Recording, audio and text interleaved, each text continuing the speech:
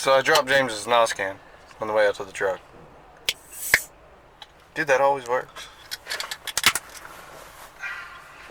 Do you know what else works? Positive. I'm gonna shove that thing up here. On camera later today, I'm gonna let you shock me with it. Hang out to the end of the video for that. Like and subscribe. What are you doing? Do it now.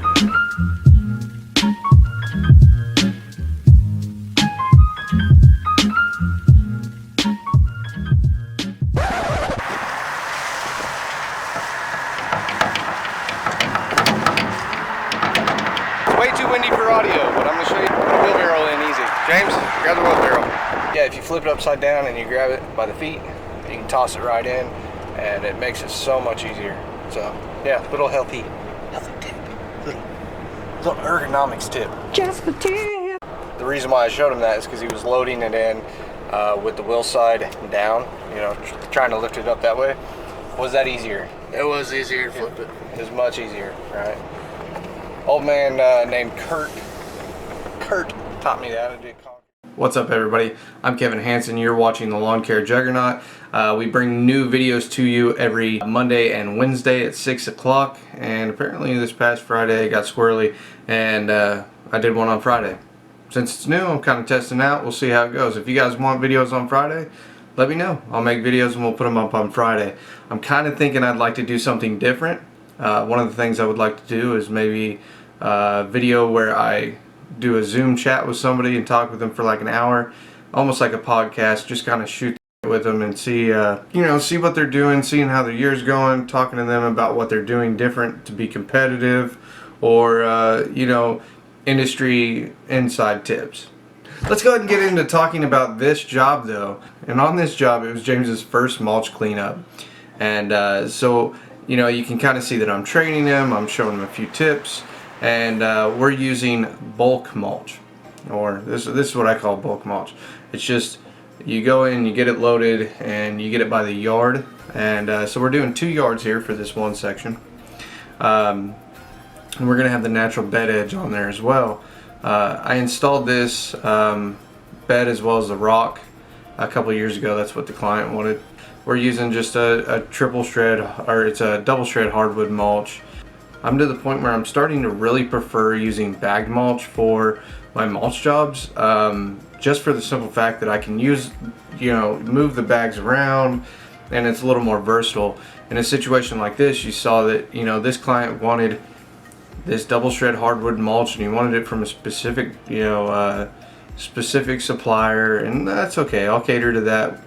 We made it happen, but the reality is I wasn't able to use my mowers that day. So if you have a situation where you're doing lawns plus mulch, then that's going to become an issue, and you would definitely have to charge more, or go back to your shop, and you know what I mean? It just takes extra time. So if I had to spend an extra hour and a half going to the shop and getting the mowers and stuff, if I needed to, I would have had to charge them an hour and a half's worth more on labor.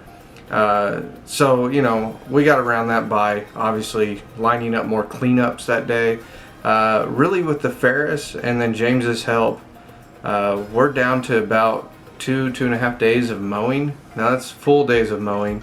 Just to kind of give you a perspective, we did 27 lawns the other day, and 2 yards of mulch that day as well. We did use bagged mulch, so we were able not only to have our equipment in the trailer set up still, but we were able to put the bagged mulch in the back of the truck, and then on top of that we were able to sling it out real easy. It's just getting to the point where I used to do a lot of mulch in bulk, and I thought that was a lot easier, and it really kind of was at the time for my scale and where I was at. And I was able to basically lock in clients one after another of just, hey, this client's got all brown mulch, these clients have red, all these ones are natural, and I would just go through a phase of doing each color at a time with all these clients. And that works pretty good. That's kind of how we do it when we do mulch in January. This year we weren't able to get around to doing mulch in January and February. we kind of had rough weather in January, and then in February I was stuck on a painting job all month, so that kind of messed with my window on how I like to do it. Now it doesn't really matter. We kind of had an odd year this year, so you guys might know from watching my channel already that I like to do a lot of door hangers this time of year. And you know, doing door hangers this time of year takes up a lot of time, but with the whole coronavirus, we're not passing out door hangers. So you know, we're relying on online marketing right now to get new clients, but really I'm just catering to the clients I have. We do plan on doing all those door hangers as soon as it kind of lets up a little bit. People aren't as tense. But you know, we're using that time to get our mulch done and everything else. So it all worked out for the best. I'd love to have about, you know, 30, 40 more clients, but that's completely fine.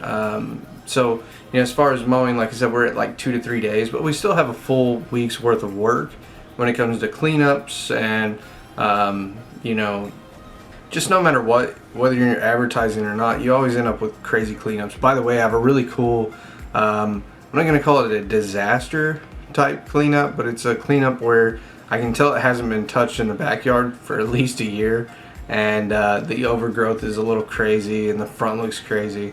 So we'll be able to do a really good cleanup and rehabilitation on this property, and I'm going to show you how I'm going to take a property that looks that way, and we're going to make it look, you know, as nice as you can make it when it's been that long since it's been cleaned up.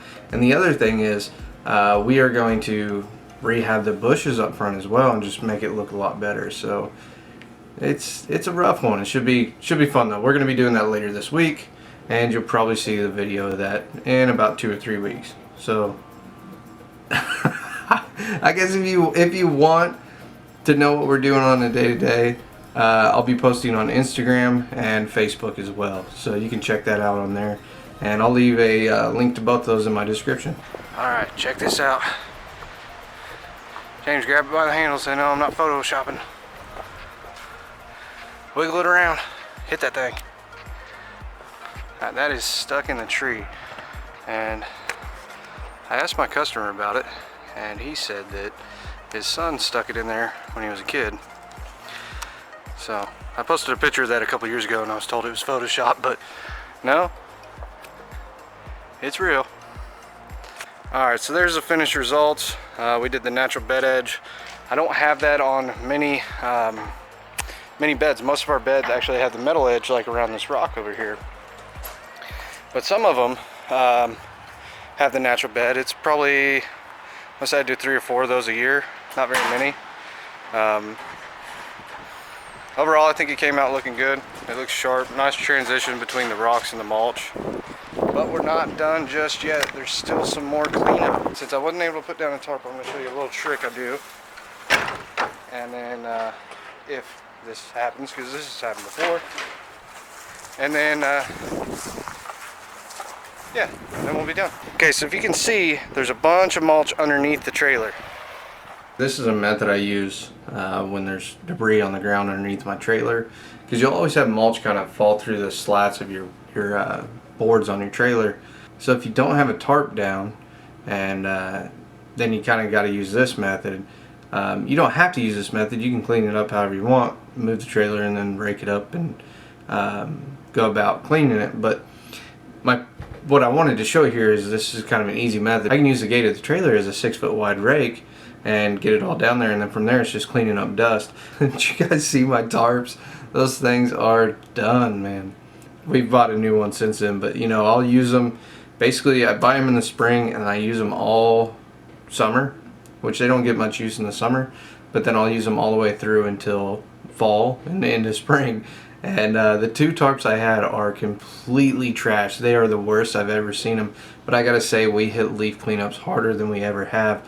So maybe I need to start buying some more tarps. I'm not worried about getting holes in them, and you shouldn't either. So in the comments down below, guys, tell me on whether you like to use bag mulch or if you like to use bulk mulch. And you know, if you have any tips or tricks or something like that, drop it in the comments as well. I know I like to use a pitchfork to unload. Some people like to use a big shovel. I used to like using a big shovel and a pickaxe, to break it loose because it'll settle in the trailer, you know. But I just found that a pitchfork will work really well. So we're coming to the end of the video. It's almost wrapped up. And if you've never seen my channel before, I do a phrase of the day now. And if you put that phrase of the day down in the comments, then I'll know that you watched the video up to this point, and I'll greatly appreciate it. Now for the phrase of the day, I didn't see it because James was too scared to tase me.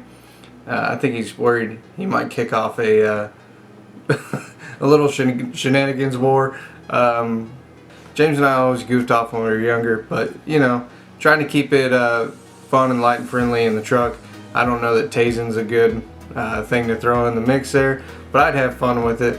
I told him I wouldn't tase him back, but yeah, I don't know, I think he's scared of the taser. Whatever. If it's your first time to the channel, please subscribe, and hey guys, if you give me a thumbs up, that would be awesome as well. So you guys have a good one, and if you want to watch some more good videos, you know, that's over here, and if you want to subscribe, that's over here.